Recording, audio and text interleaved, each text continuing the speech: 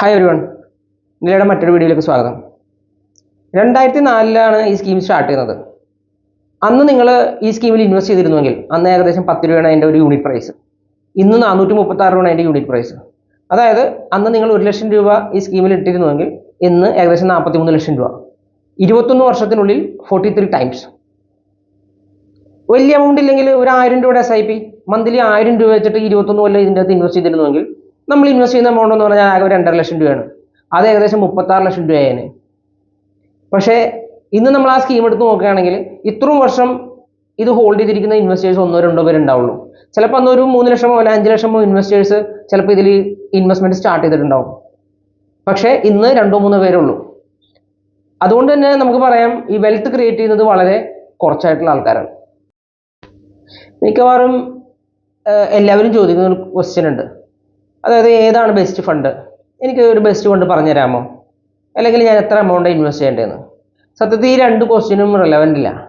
കാരണം എന്താണെന്ന് വെച്ചാൽ നമ്മൾ ഒരു മെഡിക്കൽ ഷോപ്പിൽ ചെന്നിട്ട് എനിക്ക് ഏറ്റവും നല്ല മരുന്ന് തരാൻ പറഞ്ഞിട്ടുണ്ടെങ്കിൽ എന്താ അവർ പറയുക? ഓരോ മ്യൂച്വൽ ഫണ്ട് സ്കീമും നമ്മളുടെ സാമ്പത്തിക ലക്ഷ്യങ്ങൾക്കുള്ള അല്ലെങ്കിൽ ഫിനാൻഷ്യൽ ഗോളിനുള്ള മരുന്നാണ് ഓരോ മ്യൂച്വൽ ഫണ്ട് സ്കീമും. അപ്പോൾ നമ്മളുടെ പ്രശ്നങ്ങൾ അനുസരിച്ചിട്ട് വേണം അത് സോർട്ട് ഔട്ട് ചെയ്യാൻ ആവശ്യമില്ല അല്ലെങ്കിൽ സൊല്യൂഷൻ കണ്ടെത്തുന്ന ഒരു മ്യൂച്വൽ ഫണ്ട് സ്കീമിൽ ഇൻവെസ്റ്റ് ചെയ്യാനായിട്ട്.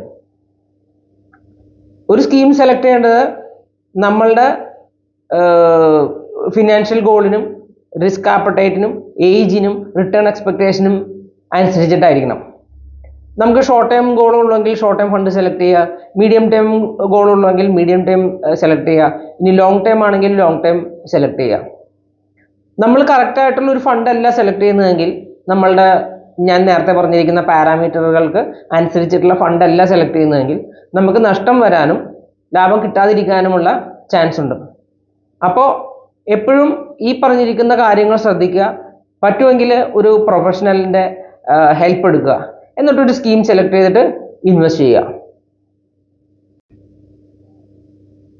ഞാൻ ആദ്യം പറഞ്ഞ പോലെ പറഞ്ഞായിരുന്നു ഈ ഫണ്ടിൽ നിങ്ങൾ ഇൻവെസ്റ്റ് ചെയ്തിരുന്നുവെങ്കിൽ ഇതുപോലുള്ള 20-25 വർഷവും കംപ്ലീറ്റ് ചെയ്തിട്ടുള്ള ഒരുപാട് ഫണ്ടുകൾ മാർക്കറ്റ് അവൈലബിൾ ആണ്. സ്കീമുകൾ ഇക്വിറ്റി ആയിക്കോട്ടെ ഡെറ്റ് ആയിക്കോട്ടെ മ്യൂച്വൽ ഫണ്ട് സ്കീംസ് മാർക്കറ്റിൽ അവൈലബിൾ ആണ്. ഇതെല്ലാം തന്നെ ഒരു 20-22% റിട്ടേൺ ഓവർ സിൻസ് ഇൻസെപ്ഷൻ കൊടുത്തിട്ടുണ്ട്, ആവറേജ് റിട്ടേൺ കൊടുത്തിട്ടുണ്ട്. പല സമയത്ത് നെഗറ്റീവും പല സമയത്ത് പോസിറ്റീവായിട്ട് ആവറേജ് റിട്ടേൺ ഇപ്പോൾ നോക്കുകയാണെങ്കിൽ 20-22% റിട്ടേൺ കൊടുത്തിട്ടുള്ള ഫണ്ടുകളുണ്ട്. പക്ഷേ ഇതെല്ലാം തന്നെ ഞാൻ നേരത്തെ പറഞ്ഞ പോലെ വളരെ കുറച്ച് ആൾക്കാരെ ഇപ്പോഴും ഉള്ളൂ. It means only few people have created wealth. അപ്പോൾ നമ്മൾ നമ്മുടെ റിസ്ക് ആപ്പറ്റൈറ്റിനും ഏജിനും റിട്ടേൺ എക്സ്പെക്ടേഷനും ഫിനാൻഷ്യൽ ഗോളിനും അനുസരിച്ചിട്ടുള്ള ഫണ്ട് സെലക്ട് ചെയ്തിട്ട് അതിൽ ലംസം എമൗണ്ട് ആയിട്ടോ അല്ലെങ്കിൽ മന്ത്ലി ആയിട്ടോ ഇൻവെസ്റ്റ് ചെയ്യുകയാണെങ്കിൽ നമുക്ക് വെൽത്ത് ക്രിയേറ്റ് ചെയ്യാൻ പറ്റും. നമ്മുടെ എല്ലാ ഫിനാൻഷ്യൽ ഗോൾസുകളും അതുകൊണ്ട് ചെയ്യാനും നമുക്ക് സാധിക്കും. മ്യൂച്വൽ ഫണ്ടിൽ വലിയ ലക്ഷങ്ങളൊന്നും ഇൻവെസ്റ്റ് ചെയ്യണമെന്നും നിർബന്ധമില്ല. ഈവൻ മന്ത്ലി നമുക്ക് 100 റുപ്പീസ് ഉണ്ടെങ്കിൽ ഇൻവെസ്റ്റ് ചെയ്യാം. ജസ്റ്റ് ഇമാജിൻ ഒരു 100 രൂപ മുടക്കി നമ്മുടെ രാജ്യത്തെ ടോപ്പ് 100 കമ്പനീസിൽ ഇൻവെസ്റ്റ് ചെയ്യാനുള്ള ഒരു ഓപ്പർച്യൂണിറ്റി കിട്ടുക എന്ന് പറഞ്ഞാൽ അതിൽ കൂടുതൽ എന്താ വേണ്ടത്?